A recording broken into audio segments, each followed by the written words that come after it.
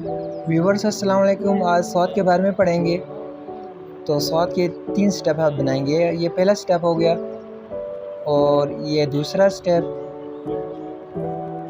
इसके बाद अब इसके हिस्से की मकदार कितनी होगी इसके बारे में बताऊंगा। ये दूसरा स्टेप हो गया। उसके साथ एक अलिफ लगाएंगे और ये तीसरा स्टेप हो गया।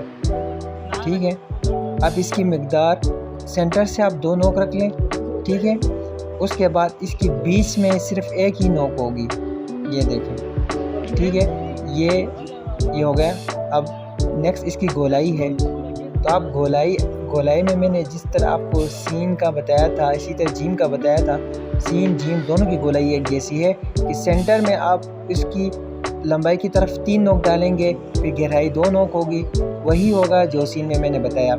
इसके बाद इसके ऊपर एक नोक्ता ये डालेंगे, ये स्वाद से आपका बन जाएगा स्वाद।